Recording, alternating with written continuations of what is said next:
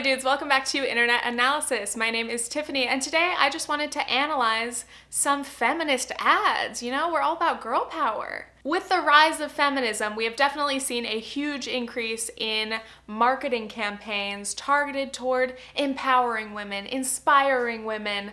So we're gonna take a look at some of those and see if they're really feminist or if they're just trying to sell products.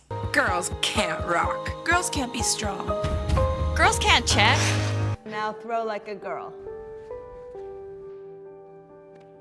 Сделаны наши девчонки из цветочков, из звоночков. Now she can't fight. You're gonna mess up that beautiful face. They said I was too fat. Only skinny girls can dress well. On me regarde la tête aux pieds. Comment peut-elle être avocate? So a lot of these campaigns seem to be about what girls apparently can or can't do or shouldn't do according to their own or societal expectations. And these ads are about defying those expectations and proving that girls can do anything they want. Из синяков и тумаков, из отваги сжатых кулаков.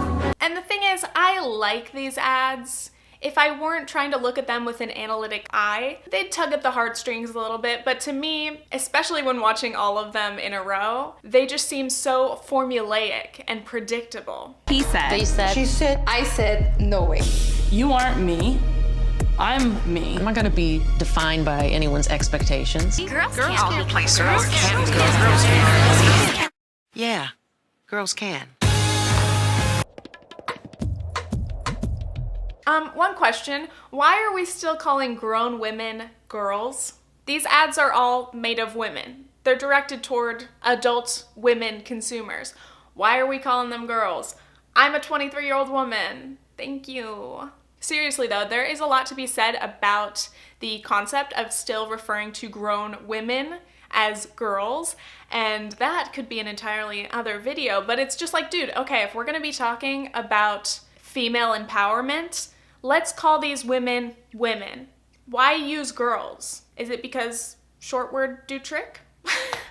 And it's not just in ads, it's in everything, you know? Who runs the world? Girls. But I digress, that's not the main point here. Before we continue, I just want to give a quick shout out to today's sponsor, Clue. Clue is a free period tracker app, which I think is necessary for anyone who has a period. You can not only track your actual period, but also any symptoms that come along throughout the month. For me, that's super important because when I travel, I really like to look ahead and be able to kind of know what to expect in terms of how I'm feeling. But remember, Clue is not itself a contraceptive, so make sure you guys still use a form of birth control if you're trying to avoid pregnancy. But the reason I chose Clue to sponsor this specific video is because they are actually walking the walk in terms of empowering women. So a big part of their mission is to research and raise awareness of women's health, because somehow a lot of the world hasn't put enough funding and time into something that happens to half of the population. They also have a wealth of information available on their website and their app, which is basically like WebMD, but for anything menstrual related. You guys should definitely download Clue. You can click the link in the description, or you can search for Period Tracker in the App Store.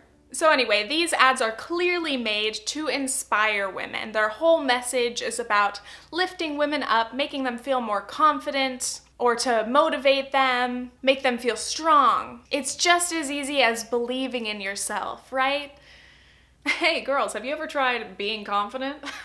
Hey girls, have you ever tried smiling? But really, the thing that makes these ad campaigns so successful is that they are emotional. They make the viewer, especially if you're a woman and you can relate to these things, it connects with us because a lot of us have had similar kind of experiences or kind of self-defeating thoughts. But most importantly, for these companies, these are shareable. And we have seen so many of these campaigns go viral on social media, which is pretty rare because, like, how often do you watch an ad, a literal commercial, and go, wow, I'm gonna share that with all of my Facebook friends? But these companies are clever in their marketing in that the majority of their campaign, the short film kind of piece, isn't about their product. But at the end of the day, that is still what they're selling. So they're getting a lot of free promotion when people share it and share it and share it. It gets viewed by more people, it gets shared again. Win-win. So other than those girls can type of ads, there are also ads that generally aim to empower women. But my question is always, what do you mean by empower? Because a lot of these ads are from makeup or beauty or fashion brands. Therefore, you're supposed to feel empowered through making yourself look better, making yourself look more presentable in terms of what is accepted in society, conforming to society's beauty expectations. But this is where it gets tricky, because it's easy for me to be overly critical and go, oh, you think that girls can only be powerful if they're beautiful. And I'm sure that's not exactly what the ads are saying, but they're kind of saying that.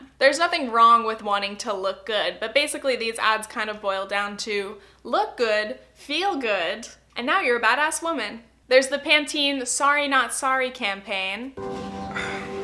Sorry. Sorry, not sorry. Sorry, not sorry. Which boils down to, okay, women should stop apologizing. And again, I like the narrative, but then at the end, it's still about selling hair products. Their hashtag is literally shine strong, which is kind of clever because it's like shine in your personality and be strong, but also your hair is shiny and strong. It's clever, but it's a marketing campaign. It's empty. Basically, my biggest problem with this is when a company wants to use feminism or female empowerment for the sake of an ad, but for nothing else, nothing of substance, because that is essentially dumbing feminism as a movement down to just hashtags. Then there's Dove, who's kind of notorious or famous, depending on how you look at it, for their body positive ads or their female empowerment through beauty kind of ads. So there's this ad that is, "You're more beautiful than you think," in which people describe themselves and a sketch artist draws them, and then other people describe them, and other people describe them as more beautiful than they described themselves. Therefore, Dove, you're more beautiful than you think. This is the sketch that you helped me create, and that's a sketch that somebody described of you. So yeah, that's... My problem with this ad is that it's still focused on physical beauty. It's still focused on your appearance. Of course, it has the element of perception and how obviously a lot of us get into this headspace where we think worse of ourselves. She looks closed off and fatter. Sadder too. The second one looks more open, friendly, and happy. So it's like kind of a nice reminder, like, oh, other people might find you more conventionally attractive than you consider yourself to be, but it's still about your appearance. Then there is the Imagine the Possibilities Barbie commercial. What happens when girls are free to imagine they can be anything? Hello, my name is Gwyneth, and I'll be your professor today. I'm Dr. Brooklyn. See? Okay, doctor. And overall, I actually really like this short film ad because, it's cute to see them take these roles and act like they're grown-ups. I'm your new coach. My name is Maddie. Nice to meet you. But also, when you're looking at the actual connection between the product and what the ad is about, I like that the ad actually includes the product because, again, a lot of these campaigns don't even really touch on their product until the very end. They slide it in there. But this one is about young girls or kids who are interested in playing with Barbies being able to play and imagine either themselves or versions of women or whoever being any type of profession. So I feel like that actually is a pretty empowering message, especially for kids, because kids learn so much through play, and it's really important for kids to be able to kind of test out those things, even through Barbies. So if that's a good example of an ad using a bit of a social issue, it's not inherently like a feminist ad, but so many of these things, if we're talking about empowering women, to me that means feminism. If we're talking about gender equality, that means feminism. Comparing that, let's bring in one of the worst ads of all time, the Pepsi Kendall Jenner ad.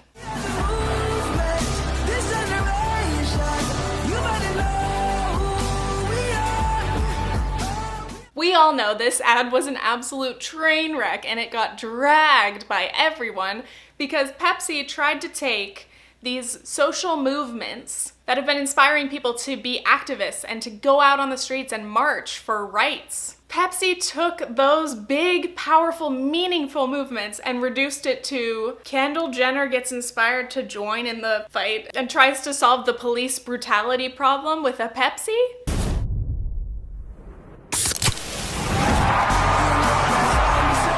Or reply that just Pepsi could bring everyone together. I mean, it is so like tone deaf, and I get that it's an ad. They have to bring Pepsi into it, but it was just like, just not done right. And that one just makes me laugh. And most recently, and not directly related to feminism, but in terms of talking about gender equality, gender roles, Gillette's ad, which tackled toxic masculinity. Boys will be boys. Boys will be boys.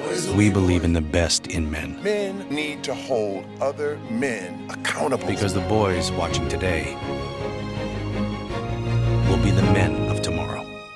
This ad was super successful and very powerful. I saw tons of people that I know sharing it on Facebook, Twitter, and I think the message is good. It is nice to see a men's brand come out and actually make a bold stand against toxic masculinity and behaviors that need to be challenged. But as always, my question is, for not just that ad, but all of these ads, is there substance and action behind the slick, nicely produced film? Because at the end of the day, any company, no matter how great or terrible they are on the inside, can make a nice, flowery, inspiring, heartwarming ad about feminism or little boys being whoever they want or whatever. But it's like, does it mean anything? You have to look behind that. And to me, you have to look into the corporate structure. You have to see what those brands and companies actually do, if anything, to benefit the people that they're pretending or implying that they care about. So I did a little bit of research, and Procter & Gamble is the owner of Gillette,